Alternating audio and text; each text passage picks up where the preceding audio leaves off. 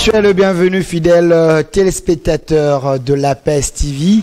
Nous émettons à partir de Kinshasa. On est sur Canal Plus, fréquence 349. Vous nous suivez également sur Easy TV. Vous nous suivez sur TNT. Vous nous suivez sur StarTime. Et aussi, vous nous suivez sur YouTube en direct sur notre page PES TV HD officiel. Vous êtes en train de nous suivre partout dans le monde. Aujourd'hui, je suis avec déjà mon premier invité qui est là. Dans quelques minutes, il y aura le deuxième invité qui fera également son apparition. Lui, il s'appelle le doyen Maurice Bikouo Boulangala. Il fit les derniers chargés d'émission du Marshal Mobutu, fera également son entrée. Mais c'est lui qui est déjà là, qui a respecté vraiment le temps. Maître Lofele Jean-Marie, secrétaire général de l'ONG Avocats sans frontières. Maître, soyez le bienvenu. Merci pour votre hospitalité. Voilà, avec vous, nous allons tenter d'analyser l'actualité qui dérange sur la place publique dans ces secteurs que nous allons essayer un peu de placer un mot. Il y a un conflit, le conflit frontalier qui règne entre la RDC et la Zambie. Nous allons en parler. Et puis, en deuxième lieu, on va placer un mot concernant les dossiers Gabriel Mokia, la problématique de ces parcelles, parce que je précise que vous êtes également son avocat.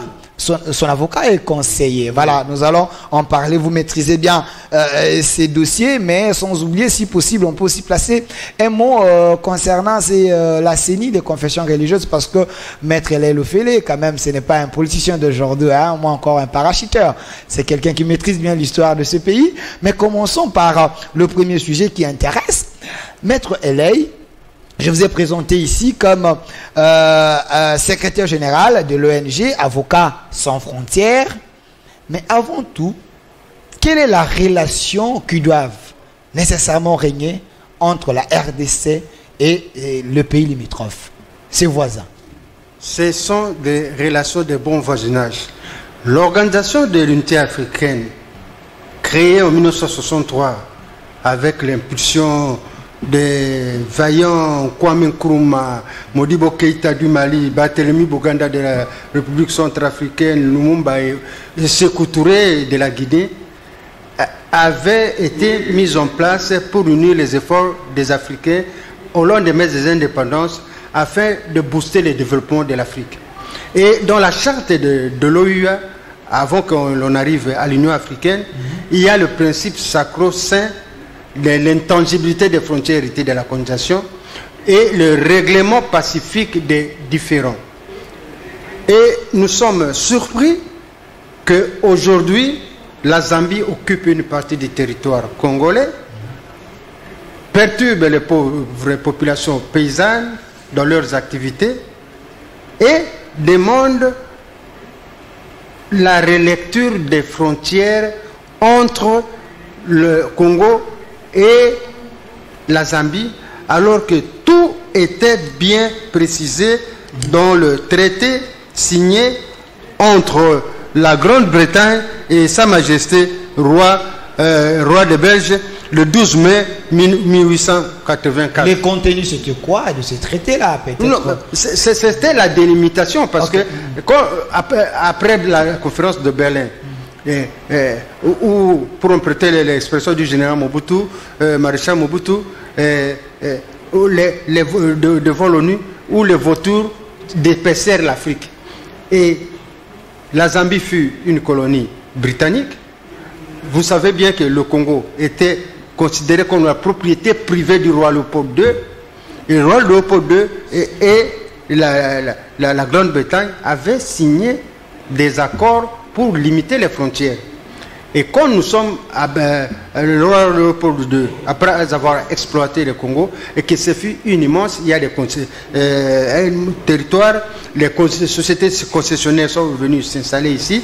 En 1908, il était fatigué, il a fait don à la Belgique, c'est-à-dire que le Congo ici, l'espace que nous connaissons aujourd'hui, la République démocratique du Congo, était considéré comme une propriété privée du roi Léopold II. Et les États africains arrivent à l'indépendance. Maintenant, pour que le continent puisse rayonner, les pères fondateurs de l'Union africaine, dont la Zambie et le Congo sont membres, je l'ai rappelé, Kwame Nkrumah, les Sékou Touré, avec le son célèbre nom de 1958 contre l'Union française, prônaient l'indépendance. Et les frontières étaient délimitées. Et depuis Diallo Telly et tant d'autres secrétaires généraux qui se sont poursuivis, même à l'époque de Kamanda, il était secrétaire général de l'OUA, le problème ne s'est jamais posé. Mais comme nous sommes, on dirait que devenus très faibles, la Zambie, en violation des normes qui régissent l'Union africaine, qui est l'union des peuples, parce que je me rappelle bien quand l'Union africaine est née en Libye, on avait considéré que l'Organisation de l'Unité africaine était un syndicat des chefs d'État. Il faut rapprocher les peuples africains avec la loi de 1980 qui a prôné la résolution de l'intégration africaine. Et on a divisé l'Afrique en sous-régions, sous-région de l'Afrique de l'Est, l'Afrique de l'Ouest, l'Afrique du Nord et l'Afrique australe. Et nous avons, sur base de ces principes-là, créé encore d'autres unions telles que les Grands Lacs et puis la communauté économique des États d'Afrique centrale. Et dans un progrès qui a encouragé tous les intellectuels africains, les peuples africains, nous avons la zone de libre-échange qui est adoptée, à tel point que on a décidé de la création des routes transafricaines et nous devons commercer entre pays africains parce que notre volume dans les échanges internationaux est très faible quand nous voyons l'ouvrage de Samir Amin sur l'échange inégal. Mais curieusement, au moment où le président Tshisekedi est à la tête de l'Union africaine, la Zambie occupe une partie du territoire. Et en violation des normes de l'Organisation de l'Unité africaine et du traité signé entre la Grande-Bretagne et le roi Léopold II. Ce principe-là s'appelle en droit international public le principe, et c'est que Bipum Vum, le célèbre Camerounais qui a fait sa thèse sur le droit international africain, appelle l'intangibilité des frontières héritées de la colonisation. Et ce principe-là a été consacré par tous les grands doctrinaires africains. Nous avons ici chez nous le doyen Ndesho, qui était même conseiller à l'Union africaine, qui a publié même un ouvrage sur l'intégration en Afrique. Et à l'époque même, il a fait aussi un ouvrage collectif avec Ntumbaloba quand il fut son assistant. Et à l'époque, nous fûmes des étudiants, on se partageait cet ouvrage-là. Ok. Mais Maître Elelofeli, il y a une question que je souhaiterais quand même que vous puissiez me répondre directement. Vous avez dit ici que la Zambie a violé les traités et les lois qui nous mettent quand même ensemble pour que chaque pays puisse respecter ses limites. Mais hélas, nous avons notre président actuel qui est le président de l'Union africaine.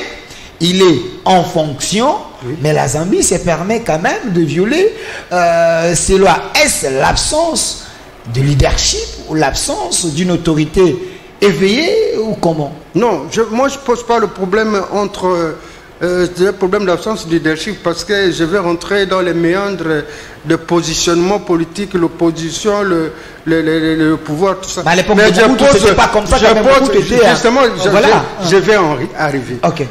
Peut-être ceux de votre génération, vous ne saviez pas. À l'époque de l'OUA, quand Mobutu régnait ici en Afrique, cette situation ne pouvait pas se poser. On dirait que nous sommes nos voisins malgré les principes de l'Organisation de l'Unité africaine. La base, c'est l'Union africaine. Nous avons une organisation. Nous voulons créer la symbiose entre nos peuples avec le principe de libre-échange, le commerce intra-africain, avec la zone de libre-échange. Alors, comment voulez-vous que la Zambie puisse se permettre d'occuper une partie du territoire congolais au moment, moi je parle même du moment où le Congo est à la tête de l'Union africaine? Ça c'est une sorte de mépris et de volonté délibérée de provocation. Et pire encore, aujourd'hui même où je vous parle, le président Tshisekedi, président de l'Union africaine, se trouve en Zambie parce que le nouveau président sera intronisé dans son travail là, de président de l'Union africaine. Et au même moment où je vous parle, il y a une commission qui est créée. Le Congo a accepté parce que dans la mission de l'Union africaine, il y a le principe de règlement pacifique des différends. Mais moi, j'appelle ça un faux différend, étant spécialiste du droit international public. Ce n'est pas possible. C'est un faux conflit. Parce que le principe, c'est que on ne peut plus redéfinir le tracé des frontières héritées de la colonisation. Et à Pointe, au moment où je vous parle, il y a une commission qui est créée, composée des experts zambiens et des experts congolais, pour discuter, parfaire les frontières, alors que nous savons que beaucoup de pays frontaliers du Congo sont jaloux de nous, ils disent nous avons un grand territoire, mais nous ne faisons rien. Qu'est-ce que nous allons discuter avec la Zambie? Maître Leilo Félé, Jean-Marie, je rappelle que vous êtes secrétaire général de l'ONG Avocats sans frontières. Oui. Vous êtes la personne la mieux placée pour placer un mot par rapport à ce sujet. Ce n'est pas... peut-être le Congo n'avait mal partagé et Félix Tshisekedi a hérité des conflits que lui pense qu'il faut, c'est le temps de mieux faire. Si on avait pris beaucoup, qu'on cède au moins un peu aux autres, ça nous éviterait des problèmes. Est-ce une faiblesse? Non, non, non. Moi, je n'ai pas ce débat de Félix Tshisekedi. Le Congo n'a pas... Moi, je vous parle en tant qu'expert. Oui, oui. Vous êtes habitué à recevoir des politiciens. Je parle ici en tant qu'expert et spécialiste du droit international public. Et du droit international africain, s'il faut respecter l'expression... La question est est-ce qu'il faut redéfinir les limites? Je dis non, parce que les principes de l'OUA et de l'Union africaine, les organisations auxquelles nous sommes membres, même de la SADC, avec la Zambie, ne l'autorisent pas. Sinon, ça serait le trouble. Les frontières sont héritées de la colonisation. Il y a ce qu'on appelle le principe de l'intangibilité, c'est bien dit dans la charte de l'Union africaine, intangibilité des frontières héritées de la colonisation. Et pire encore, au moment où nous sommes à la tête de l'Union africaine, cette attitude de la Zambie est une attitude inamicale et provocatrice. Ils viennent occuper. Non, non, pas la rébellion parce que nous ne sommes pas à l'intérieur de zone. Chez nous, le droit international public, il y a des concepts précis. Une attitude de provocation pour nous fragiliser et de mépris.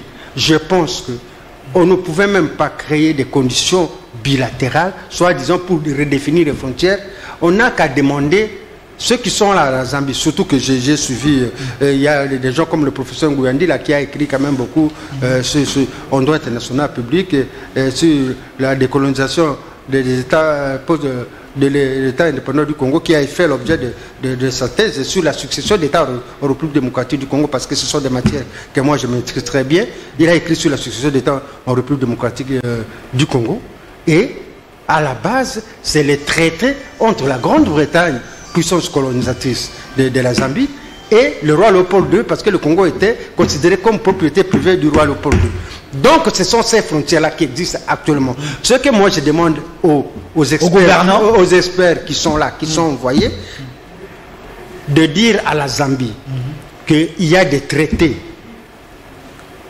et il y a aussi la charte de l'Union africaine. Ils ne peuvent pas se permettre de les violer. Ils n'ont qu'à demander à leurs troupes de ne pas franchir les frontières. Ils n'ont qu'à respecter aussi leurs engagements devant l'Union africaine, en respectant le principe de l'intangibilité des frontières héritées de la colonisation, pour qu'il y ait la paix et le développement. Nous sommes pauvres, les pays africains là.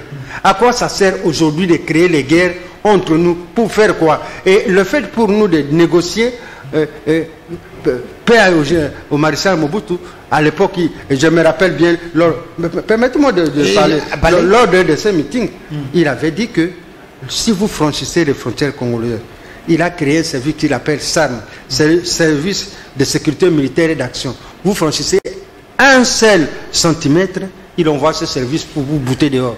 Mais Vous savez, le président Tshisekedi a été de l'Union africaine. Nous ne voulons pas la guerre. Parce qu'après la guerre, il y a toujours, on s'assure toujours sur la table des négociations. Je pense que, comme il est là-bas, avec le nouveau président, puisque au moment où je vous parle, aujourd'hui même, il y a investiture du chef d'État, il n'a qu'à lui dire que, malgré qu'il a envoyé les experts, par politesse parce que nous respectons les statuts de l'Union africaine, qui disent qu'il faut régler les différends par le dialogue. Mais nous disons, moi je vous dis que pour moi il n'y a pas de différend. C'est un faux différend créé pour nous humilier et par envie du territoire congolais, les Zambiens n'ont qu'à se retirer. Maître Leïlo Félé, je rappelle encore que vous êtes secrétaire général de l'ONG Avocats sans frontières, mais il y a plusieurs moyens de trouver des solutions. Il y a aussi la diplomatie, parce que vous avez illustré un cas ici à l'époque de Mobutu. Si vous franchissez juste quelques centimètres de limite, il envoie une force pour vous bouter dehors. Est-ce la diplomatie que le président actuel est en train d'utiliser? Est-ce une diplomatie forte ou faible? C'est un problème, c'est pas un problème de force. C'est un problème de diplomatie, comme lui-même il appelle l'état de droit. L'état de droit respecte ses engagements internationaux. Nous sommes membres de l'Union africaine. Il ne faut pas que les Occidentaux viennent faire la médiation entre nous.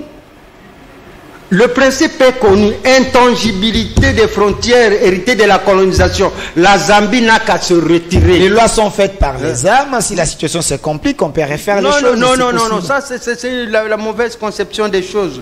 Nous sommes au sein de l'Union africaine. Parce qu'on dit l'Union africaine est une union des peuples. Et les États africains, les limites frontalières africaines ont été décidées pas par nous. À la conférence de Berlin, les puissances colonisatrices qui occupaient ces États-là ont pu discuter entre eux. Et ils ont tracé les frontières, ils ont fait la colonisation. Et vers les années 60, c'était le moment des indépendances, les pères fondateurs, je l'ai dit, Kwame Nkrumah au Ghana, Modibo Keïta au Mali, Sékou Touré en Guinée, et Lumumba et Barthélemy Boganda en son trafic, ce sont des précurseurs de l'Union africaine. Ils pensaient qu'il fallait, d'après l'expression de Kwame Nkrumah, l'Afrique must unite. Et aujourd'hui, quand nous arrivons aux indépendances, nous créons cette organisation-là. Il y avait un principe on a appelé ça principe sacro-saint en droit international africain. Sacro-saint, c'est-à-dire on ne peut pas y toucher. Mais aujourd'hui, avec tout ce qu'on a connu comme des situations, la Zambie se permet d'occuper le pays. Alors que je me rappelle bien quand Kaunda venait ici, assez avec respect, à l'époque au stade du 20 mai, Mobutu le présentait, président de la Zambie, et je me rappelle bien le discours de Kaunda. Wanzaire, Wanzambia, Wanzaire, il était un grand animateur, promoteur de l'Union africaine. C'est malheureux qu'après lui, la Zambie cherche à créer des conflits avec la République. Mais Maître Leïlo Félé, regardons-nous en face, on est quand même des Congolais. Le Congo d'aujourd'hui n'envoie pas une belle image au monde sur le plan de l'armement. Selon certaines sources, on était 10e, présentement on est 6e. Sur le plan de l'armement, on est faible. Est-ce qu'on a cet armement, ou soit l'armement qui peut défendre le pays si la Zambie peut-être accepte de nous faire la guerre? Vous ne voyez pas que ça serait compliqué? Peut-être on est sûr qu'on n'a pas des soldats qu'il faut. Voilà pourquoi il faut utiliser une autre voie. Vous savez, dans la philosophie du droit, on ne respecte pas une norme parce qu'il y a la force. On respecte une norme parce qu'on y donne l'importance. Nous sommes Africains. Est-ce que la guerre entre Africains est nécessaire? Ça nous amène où? Est-ce que c'est nécessaire que les Africains puissent se battre entre eux pour un lopin de terre? Ça, c'est irresponsable. Aujourd'hui, même vous parlez d'armement. Je vous le dis sincèrement que la plupart des guerres qui existent en Afrique, ce sont les guerres qui nous sont imposées par les firmes multinationales et par les grandes puissances. Je vous donne à l'Est, par exemple, on vous parle de la guerre du coltan avec l'éclosion des industries numériques. les firmes multinationales et certaines grandes puissances trouvaient mieux de travailler avec certains leaders, profitant des conflits entre nous. Ils créent la guerre et ils viennent prendre ils font le commerce des armes. Et plus nous battons avec les rebelles, ils exploitent les richesses et ils vont créer le coton. On ne respecte pas la norme parce qu'il y a une armée. Et une armée, pour se battre entre Africains, alors qu'on a créé la zone de libre-échange, on va procéder à l'intégration africaine. Je vous apprends que plus récemment, la Banque africaine de développement a déjà débloqué de l'argent qui est prêt pour faire répondre au Brazzaville. C'est une politique d'intégration africaine commune. Et est-ce qu'aujourd'hui, pour qu'il y ait de bonnes relations entre la Zambie et la République démocratique du Congo, il faut que nous soyons en top 5, top 4 des armes et de l'armement. Parce que l'armement, c'est quoi? C'est le transfert des richesses des pays du Sud contre le pays du Nord qui produisent des armes. C'est ce que beaucoup de gens ne comprennent pas. Quand vous voulez vous armer, la population a faim. Il n'y a pas de route de dessert agricole, on ne développe pas les industries pour transformer sur place nos matières premières. Et vraiment, ça serait la guerre des pauvres que se vanter de son armement pour se battre entre Africains. Merci Maître Eley Lofele. Jean-Marie, je rappelle que vous êtes secrétaire général de l'ONG Avocats sans frontières. Comme j'avais annoncé au début, il y a maintenant la présence de Doyen Maurice Likouo Boulangala, le dernier chargé de mission du Marshal Mobutu. Il est là avec nous, proche également du président Gabriel Mokia.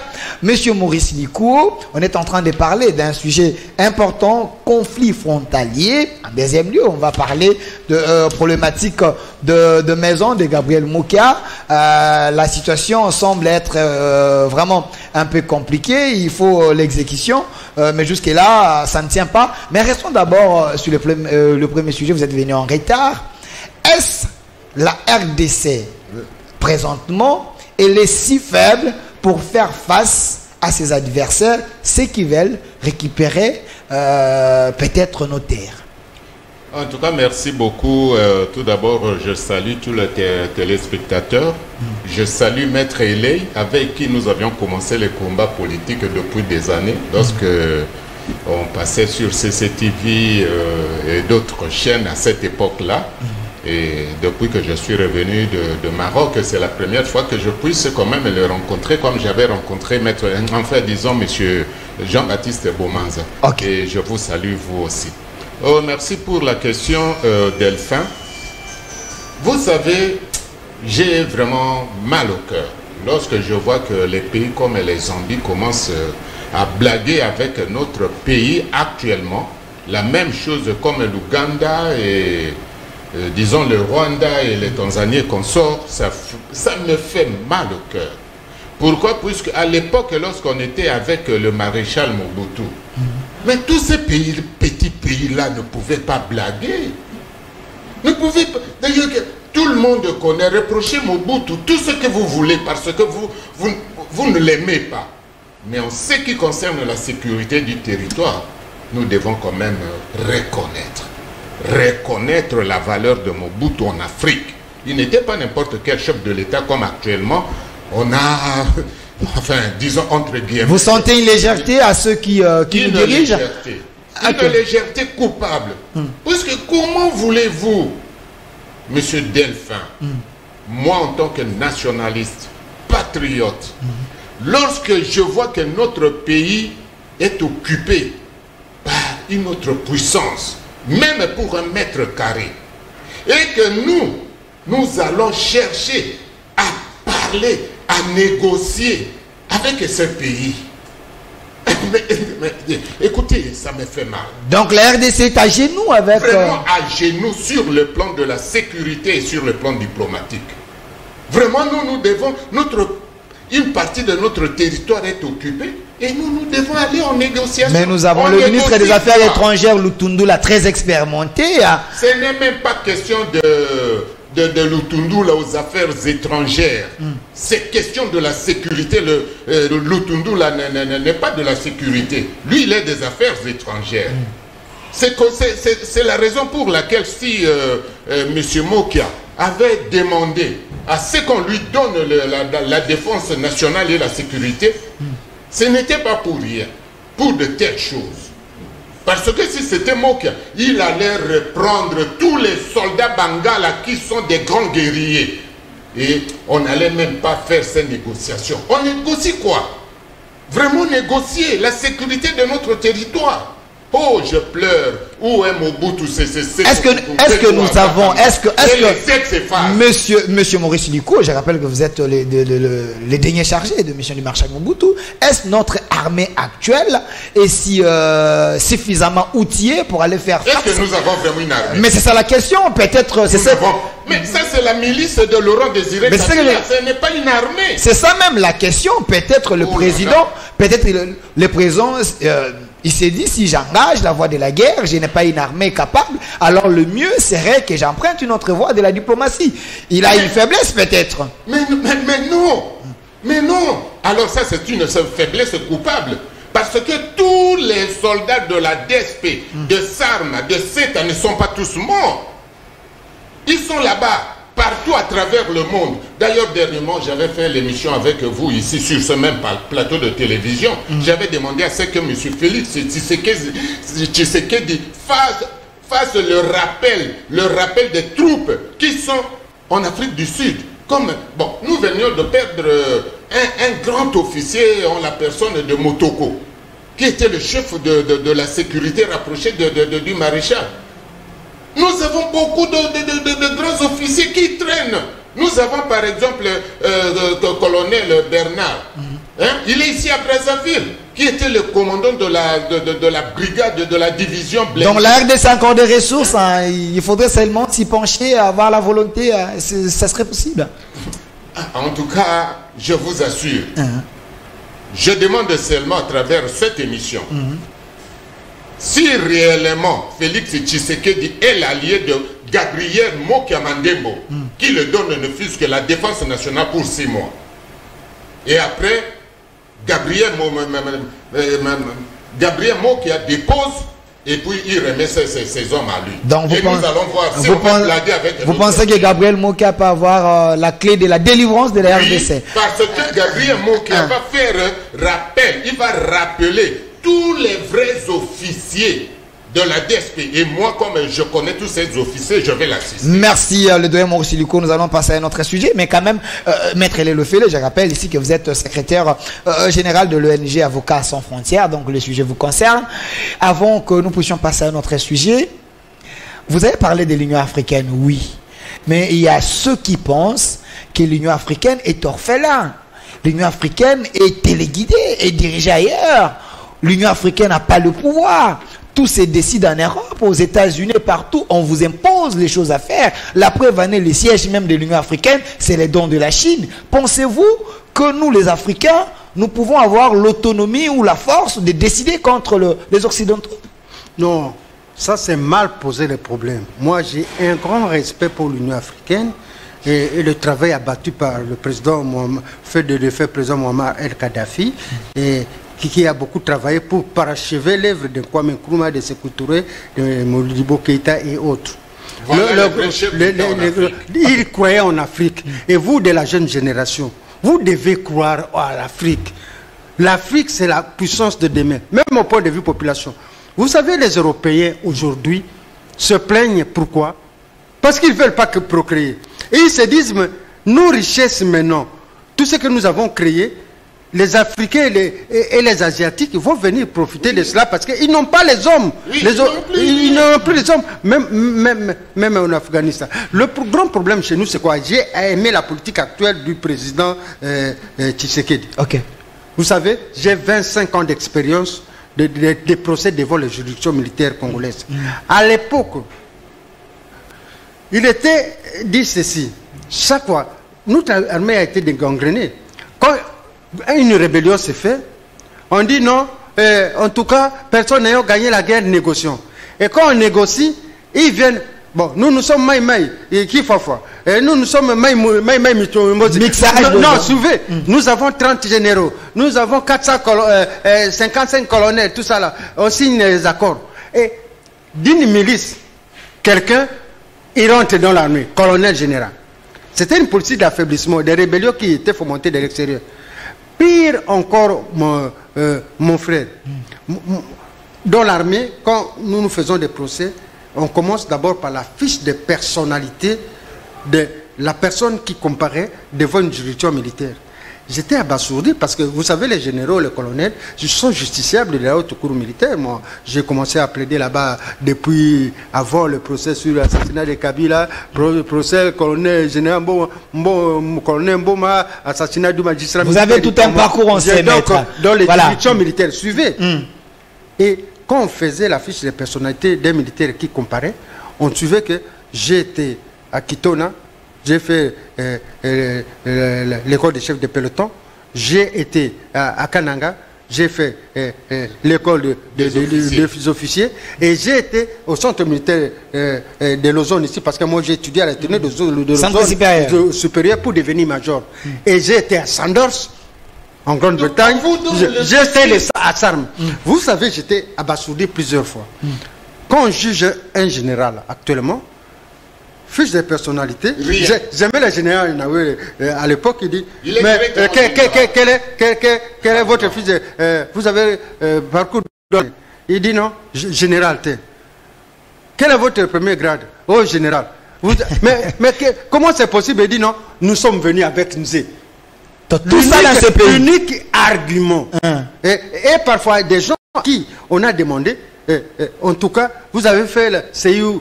Et le type vous répond, il est général. Hein. Si c'est Maïma ou ceci, c'est Konini. J'étais abasourdi. Dans une terre armée où le nombre de dirigeants est supérieur au nombre de troupes.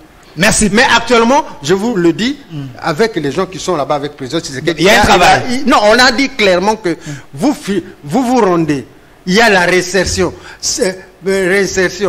Mais plus question de dire que non, vous intégrez l'armée. Si vous voulez l'armée, vous commencez par faire le CI comme tout le monde. Mais avec vos grades et vos troupes, c'est fini. Donc c'est une bonne politique pour relancer les choses. C'est une bonne politique pour relancer l'armée. Mais je vous dis que le problème entre la Zambie et la République démocratique du Congo, entre pays africains, ce n'est pas de nous faire la guerre, ce n'est pas être classé au top 5 de ceci. Nous n'avons pas besoin de la guerre, nous avons besoin de l'intégration africaine. Et la Zambie, avec le nouveau président, parce que puisque nous avons le président de l'Union africaine, qui est maintenant, le président est là-bas au moment où la Zambie occupe. Et vice-président même de SADC. Et vice-président de la SADC prochainement. Oui. Et à ce moment-là, une commission est à Pointe-au-Chêne pour redéfinir les frontières avec la Zambie. S'il vous plaît, maître Lefele, démarcation frontière RDC-Zambie, les experts de deux pays en réunion dans la site de Puerto. Vraiment, on n'a pas... Mais monsieur Maurice Likou, alors quelle serait la solution pour donner quand même l'espoir aux Congolais? Parce qu'en vous écoutant, c'est comme si nous allons négocier en ayant la tête basse, donc il ne faut pas s'attendre. Voilà. Quelle serait la solution selon vous? Si je dois quand même paraphraser maître Elé, Jean-Marie, que j'ai toujours respecté, lorsqu'il a parlé des officiers de notre armée, ça me fait très mal. Moi qui ai évolué aux côtés du maréchal, aux côtés des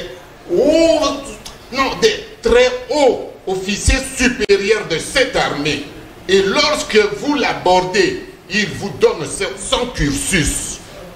Comme venait de dire maître Elé. Fiche de personnalité. Oui, vous êtes vraiment ébahi. Donc vous voyez que c'est un officier complet. À tel point que même il y a parmi les officiers de notre armée, il y a ceux qui étaient et en même temps officiers dans notre pays et en même temps officiers à l'OTAN, aux États-Unis, dans l'armée américaine. Je peux même vous citer des noms. Mais lorsque vous parlez avec les officiers actuels, vous n'avez même pas son passé. Il tombe directement colonel, il tombe directement général. D'ailleurs, je peux même prendre un exemple de mon propre cousin, pour ne pas aller beaucoup plus loin, avec des preuves matérielles. Lorsque moi j'étais avec le maréchal, lui il était sergent. Il était sergent, s'il vous plaît. Et quelques mois à l'entrée de la FDEL, colonel. Je dis bien mon propre cousin, que je ne peux même pas citer de nom, pour ne pas prendre les exemples des autres. C'est comme ça que vous voyez, par exemple, lorsque M. Mokia Mandembo se plaint pour l'exécution nous allons en parler. Ça, c'est notre sujet. Un instant, s'il vous plaît. Parlez alors. Lorsque votre invité vous dit un instant, il faut lui accorder. C'est notre sujet. Bon. C'est prévu. Non, je prends un exemple. Ok. Imaginez-vous pour l'exécution seulement. L'exécution seulement d'une réquisition. Et c'est bloqué par quelqu'un qu'on appelle général. Si je vois un général. Et aujourd'hui, nous passons à travers les chaînes de télévision pour justement parler de l'affaire de Mokia, sur lesquelles un général bloque l'exécution. Toutes vos chaînes sont sur satellite. Et le monde entier est en train de suivre ce qui se passe ici chez nous. Et lorsqu'on cite des généraux dans de tels cas, je ne dis pas sergent, je ne dis pas adjudant, mais non, c'est malheureux. Et comment voulez-vous qu'on puisse gagner la guerre avec des gens qui ont été, lorsque vous lui posez la question de connaître son cursus, ou bien vous vous renseignez, on vous dit qu'il était bagagiste. Merci. Il était ce que vous appelez Kadhafi. Il était Kouado. Alors, non. Mais merci. J'aimerais bien me voilà, je ne veux pas que vous puissiez piquer ni crise. Je vous sens affecté. Je vous sens affecté. Donc, le mal, c'est la gestion des Kabila, si je vous comprends. Il ne faut même pas citer son nom. Merci. Merci. Maître Lelo Félé, nous avons la chance de vous avoir sur ces plateaux. En dehors de votre casquette là, vous êtes quand même conseiller du président Gabriel Mokia et son avocat, à moins que je me trompe. Les dossiers de ces maisons, on a suivi une sortie médiatique de Ngoï Kassanji qui pense encore revenir sur l'affaire Gabriel Mokia du moment où il a été déguerpi. Est-ce du fait qu'on a suspendu l'exécution, si cela est vrai, ça ouvre encore la voie à Ngoï Kassanji de revenir sur l'affaire? Vous savez, le président Gabriel Mokia est mon client depuis 20 ans. Dans cette affaire, je vous dis que Mokia a été arrêté à la Cour de sûreté de l'État, à la SANEF. Là. Il y a eu un grand procès parce qu'il a eu le courage de dire à l'AFDEL qu'il s'agissait d'un coup d'État, d'une insurrection et condamnable. Le mot qui est attaché à l'état de droit, on l'a arrêté. À l'époque, les Ngankoi, Ngele, Ifoto, Zaïdingom, la même chose. J'ai été leur avocat et fait le vieux Kamitatou. La même chose, il a dit non. En tout cas, vous êtes arrivés, il faut aller vite aux élections parce que nous ne pouvons pas tolérer qu'on puisse être à la tête de notre pays par instruction. Kamitatou a été jugé, j'étais son avocat, on a fait ce travail-là qui était difficile. Donc Mokia, c'est un homme qui est attaché à l'état de droit. Maintenant, quand tu es vraiment un Congolais épris de paix et de justice, attaché à l'état de droit, vous savez que nous avons fait, avec l'arrivée du nouveau pouvoir et tout ça, sous Joseph Kabila, nous avons fait ce qu'on appelle les états généraux de la justice. On a fait l'autocritique. Il y a même 4 documents, le problème de mise en œuvre.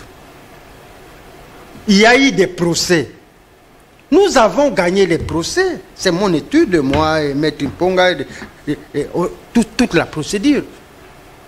Et c'est en faveur de Gabriel Mokia. Vous savez pourquoi aujourd'hui même les avocats congolais, nous n'arrivons pas à entrer dans la classe moyenne comme ailleurs. Je vous dis, j'étais parti plaider une affaire à Tunis. Il y a 5 ans, papa. Vous arrivez, vous voyez un confrère, il ne fait que les divorces. Nous travaillons beaucoup jour et nuit. Tu es à l'auditorat, tu fais le foncier parce que les successions. Il ne fait que les divorces. Il a un immeuble de 5 étages. Là-bas, quand vous arrivez à l'aéroport, vous venez un politicien, mais non, les hauts députés comme chez vous, honorable, général, non. Vous savez, les professeurs d'université, les philosophes, donc on vous respecte. Oui. Avec un seul seulement de dossier, une seule matière, L'immeuble, parce qu'il ne fait que les divorces avec les pétroliers et tous ceux qui sont au monde arabe, là, on partage les biens. C'est vrai, la justice a des problèmes, mais... Vous avez 20%, suivez. Mais la question est directe. Mais ne nous étouffez pas, ça vous avez l'occasion de nous avoir ici. Ok. Mais maintenant, ici au Congo, c'est quoi? Vous gagnez les procès. Mais les problèmes d'exécution, de jugement, il n'y a plus, dans les affaires Mokia, il n'y a plus de débat devant les tribunaux. Mais nous sommes surpris de voir parfois que, quand on requiert la gendarmerie, parce qu'il y a des phases à l'exécution des jugements, on donne le tribunal, on requiert à la gendarmerie ou aux policiers pour l'exécution avec une compétence liée. Lorsque vous devez donner les pièces, faire la procédure, un procureur, il vous écrit, vous n'avez pas même à discuter, à dire non, telle pièce, tel débat. On ne fait pas, ce n'est pas une nouvelle juridiction. Vous savez, moi je le répète toujours au niveau de la haute cour militaire. Parce que chez nous, les gens ont plus haute considération envers les grades là de général, colonel.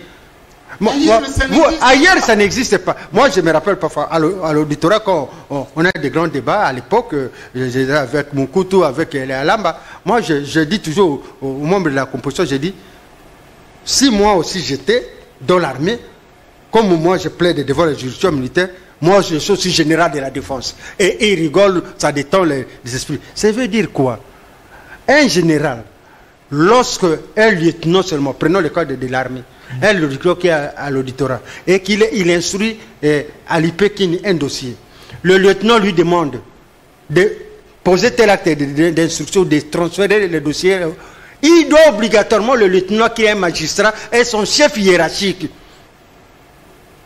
Là, il n'y a pas d'armée des généraux, mais tu es au PJ. Au fait, vous mystifiez les généraux de la police. Ça, c'est la mystification, parce que chez nous, on aime les grades qu'on vous appelle Yole Kibango Kaka, Yo Zafé. Mais il y a mauvaise compréhension de fonctions. Non, celui se dit je suis général, je me permets on ne connaît pas le fonctionnement de l'état de droit. Mais extrêmement grave. Mais un général, comment? Un général ne peut pas. Oh non. Mais il faut avoir la culture nécessaire de fonctionnement d'un état moderne.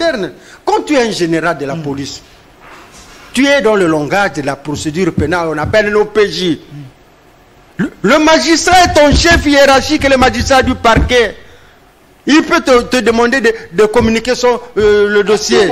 À tout moment, parce que sur le maître de l'action publique, il y a aussi un délai pour faire l'instruction préparatoire. C'est ton chef hiérarchique. Ils peuvent changer même les personnes. Donc, suivez un peu. Donc, le général, à qui on a demandé de donner seulement les troupes. Donc, général Kassongo. Non, moi je n'entre pas dans les débats des personnes, quels que soient les généraux de la police. Ils doivent mettre à la tête qu'aujourd'hui, j'ai l'expertise nécessaire. Je suis président de la coalition des ONG pour la Cour pénale internationale. Je suis membre du barreau pénal international. Il n'est qu'au PJ. Voilà. Donc il ne peut pas bloquer l'exécution, et ça me fait de la peine. C'est ça la faiblesse du procureur. Une question directe, maître Ley, parce que vous maîtrisez bien les lois. Si tel est le cas, est-ce le général fait l'obstruction à la justice? Mais on peut arrêter par le procureur militaire, puisque nous sommes allés avec Mokia voir le général Ikoudia, qui est l'auditeur général des forces armées. Quand on a constaté cette situation-là, nous les avocats civilisés, on écrit, et le général Ikoudia nous a reçus, mais nous sommes surpris par cette obsession de ne pas vouloir respecter les décisions des autorités judiciaires. C'est ça la faiblesse de notre État. Parce que ça peut toujours vous rattraper. Voilà. Vous voyez, c'est la faiblesse de l'État. Et à quoi ça sert la justice? Parce qu'aujourd'hui, je suis engagé dans le procès de Yumbi. Et, les gens, il y a eu le procès de Tchébé, il y a ici avec Feu Maître Moukendi, notre vaillant confrère qui est mort. Merci. Mais quand vous gagnez des procès, on n'exécute pas.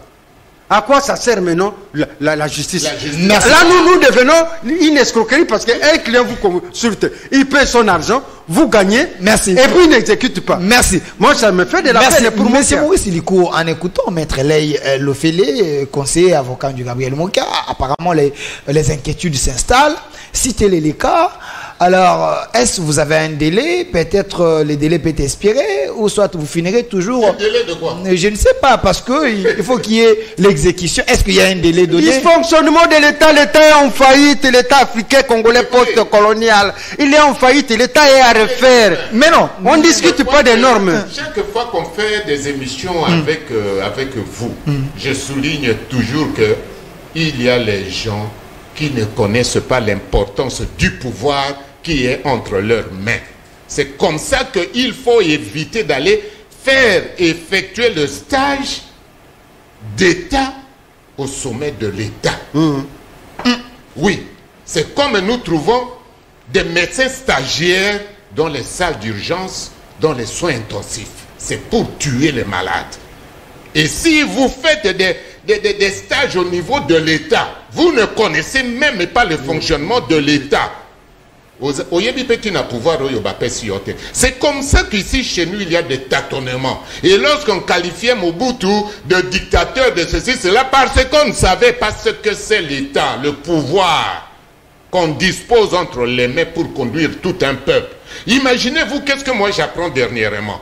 Oh voilà, c'est qui c'est pour mon époux. Je vais rebondir sur les dossiers parce qu'on a arrêté l'exécution. Oui, pour dire que voilà, la ministre d'État chargée de la justice va annuler le jugement entre lui et Gabriel Mokia et que la maison l'immeuble va lui revenir.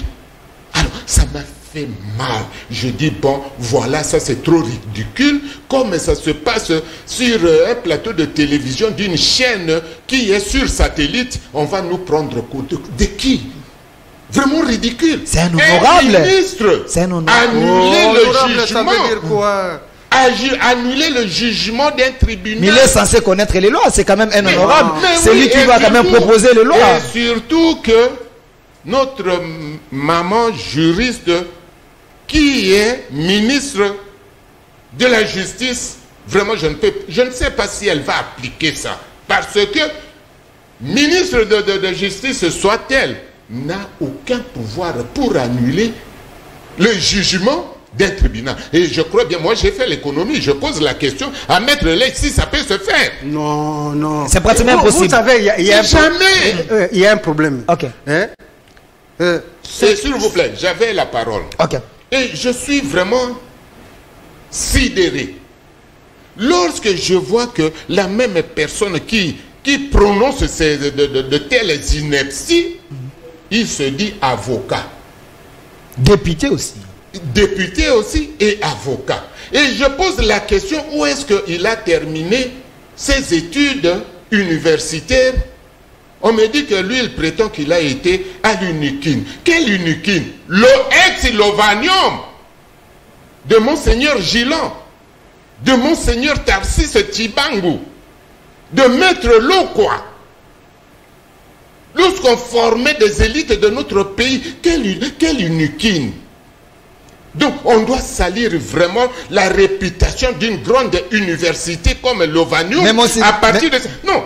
Mais il n'est pas ici, hein, il n'est pas ici, ce n'est pas bon en son absence de parler quand même. Lorsqu'on se dit avocat qu'on a terminé à l'UNIKIN, ce n'est pas à partir des paroles, mais c'est à partir des faits, des actes. Et on dit, voilà, Oyo Peza Zali, vrai avocat. Parce que lui-même, il sait, lui, Ngoïta Sanj. Mais il n'est pas ici, vous citez. D'accord, mais il me suit. Il me suit. Je crois qu'il a terminé des études ailleurs, dans une autre université, et pour se donner un peu de prestige, il met le nom de UNIKIN. Parce que ça non, un juriste de notre... Vos propos vous engagent, mais c'est mon ne peut pas dire des choses comme ça. Parce qu'au départ, moi je ne suis pas juriste, mais je sais bien que lui qui se dit avocat, il doit savoir que lui n'est pas partie prenante au procès contre Gabriel Mokia. Lui n'a pas acheté ces immeubles entre les mains de Gabriel Mokia. Lui n'est pas partie prenante parce que celle qui est partie prenante, c'est l'UZB.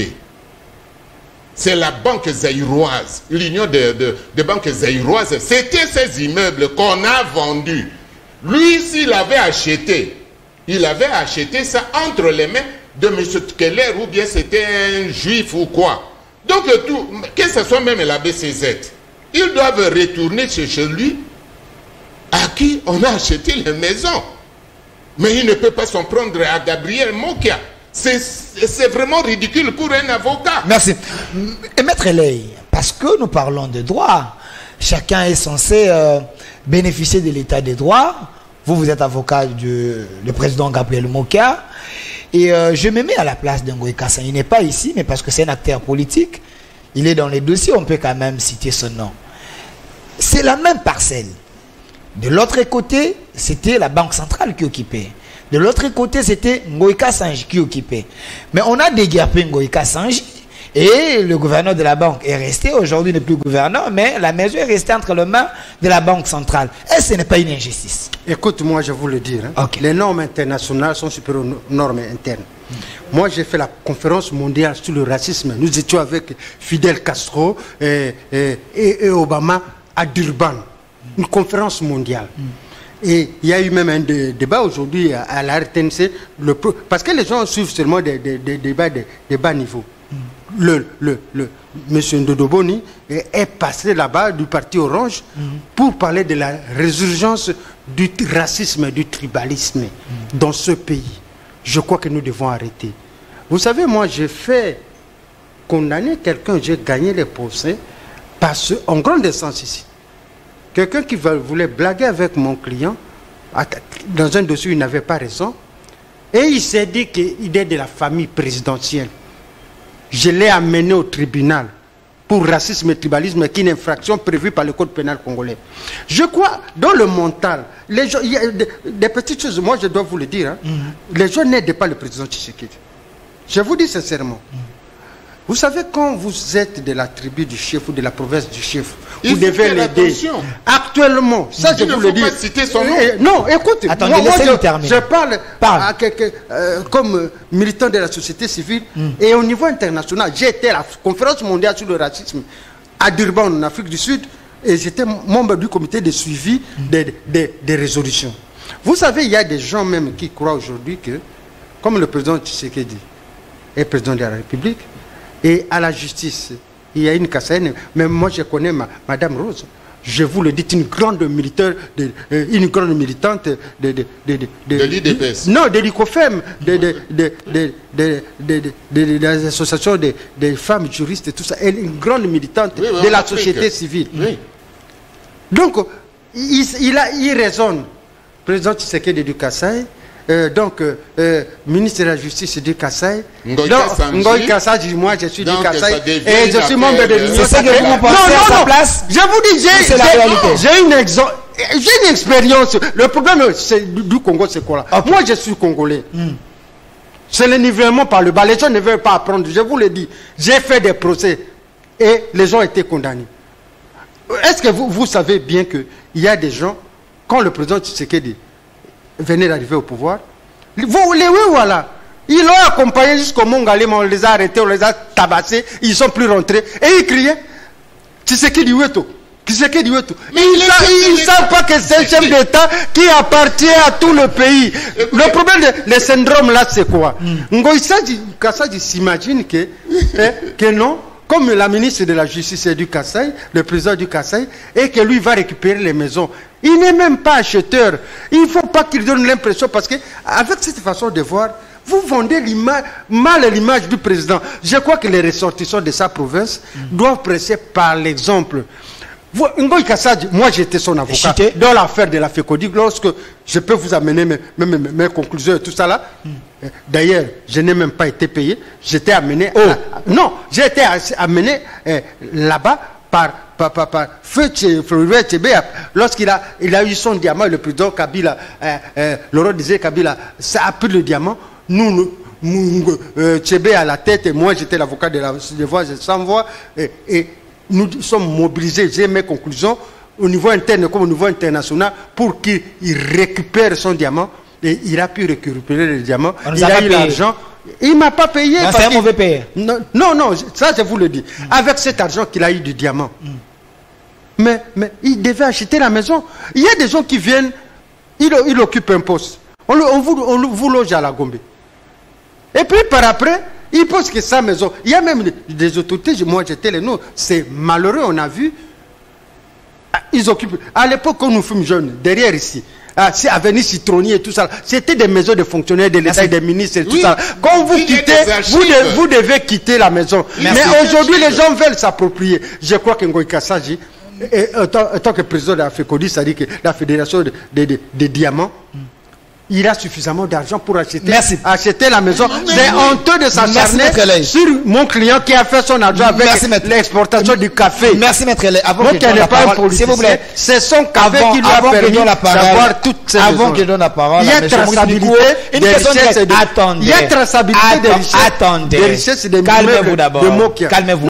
Je suis calme, mais je vous fais une leçon. Est-ce que vous pouvez répondre à la question? Une question directe. Au regard de la loi, est-ce que Ngoï Kassaji risque la prison dans cette affaire? Non. Il faut les décourager. C'est que moi j'ai fait maintenant, c'est ce que nous appelons la société civile, l'éducation civique. L'éducation civique concerne aussi l'État. Et nous avons dit que beaucoup de gens qui nous dirigent ne savent pas ce qu'est l'État. Non. Ils sont des serviteurs. Vous n'arrivez pas à la tête de l'État pour vous accaparer des biens de l'État et des biens des privés. C'est ce qu'en France on appelle l'infraction d'abus de position dominante. Merci. Parce que on est au programme de la province du chef de l'État, parce qu'on est à l'union sacrée. Merci. Moi qui est en train de se battre, merci, Maître.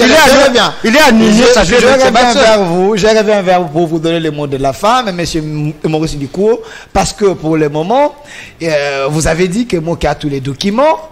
Alors, qui bloque? C'est le général Kasson aussi, c'est lui qui bloque. Et la suite serait quoi? Parce que on est en train de vous suivre partout dans le monde.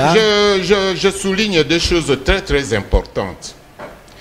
Vous savez, à l'époque du maréchal, je n'ai jamais vu un général de l'armée, même de la police, être cité dans des histoires sur les plateaux de télévision comme ce qui se passe. Et je plains beaucoup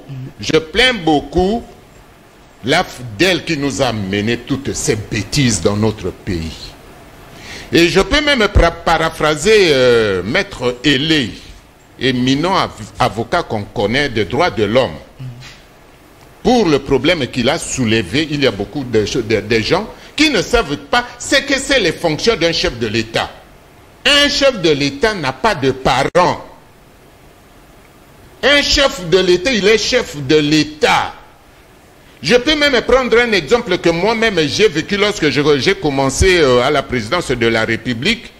Manda, lorsqu'ils sont venus passer les vacances chez leur papa, le maréchal Mobutu, à l'époque, venant de l'académie de Luluabour, donc de Kananga. Maréchal avait ordonné qu'on ne passe pas, qu'on ne circule pas avec les voitures, là où se trouvent les enfants qui étaient en train de jouer. Lui, il est passé. 10 secondes. On l'a arrêté. Oui, écoutez, c'est très important pour notre pays. Il est passé avec la voiture, on est allé l'arrêter par les militaires. Lorsqu'on l'a arrêté, on l'a amené, on lui a dit que le maréchal a défendu que les voitures passent là-bas. Toi, tu es passé là-bas, toi, sergent. Tu es qui? Il a dit qui? Qui a donné cet ordre? Papa. Il dit, quoi? Le maréchal a des enfants, tu l'appelles le papa. On lui a collé 15 jours. Lorsqu'on est arrivé devant il dit, mais pourquoi on l'amène comme ça? Oh, il vous a appelé papa et parce qu'il est allé se promener avec la voiture là où vous avez défendu que les enfants passent. Il dit, bon, tu lui as collé combien? 10. Lui, il a dit 30. Voilà le sens. Donc, il n'a pas dit que c'est son enfant. Un chef de l'État n'a pas d'amis. Et que nos frères du Kassai qui se mettent en tête que Félix Tshisekedi, il est chef de l'État. Il n'est pas chef de l'État du Kassai. Merci Maurice Ducour. Maître Lay, 30 secondes, le mot de la fin. On retient quoi? En tant que conseiller avocat. On retient ceci. La Zambie doit se retirer du territoire national par respect du président de l'Union africaine et par respect du principe de l'intangibilité des frontières héritées de la colonisation. Il ne doit pas profiter de la situation de faiblesse de la République démocratique du Congo pour occuper un territoire. C'est honteux. La compétition en Afrique aujourd'hui, c'est l'intégration africaine, ce n'est pas les guerres. En plus de cela, nous avons fait les états généraux de la justice. Nous avons une code de procédure pénale. Nous sommes dans la phase d'exécution. Un OPJ ne discute pas de l'affaire qui a gagné, qui est quoi. Le mot qui a ses jugements. Merci. C'est une faiblesse de l'État et qu'un général n'est qu'un OPJ. Merci. Merci Maître Ley Lofele. Je rappelle que vous êtes secrétaire général de l'ONG Avocats sans frontières et également vous êtes conseiller du président Gabriel Moka et son avocat. Merci d'avoir répondu à notre invitation. C'est moi qui vous remercie. Merci également de l'autre côté les doyens Maurice Liko, le dernier chargé de mission du marshal Mobutu, dignitaire de l'ordre national des léopards, proche Gabriel Moka. Merci également d'avoir répondu à notre invitation. Merci beaucoup. Merci aussi à vous. Est-ce Gabriel Moka, il est victime de l'état des droits? La question mérite d'être posée. Au revoir. Merci.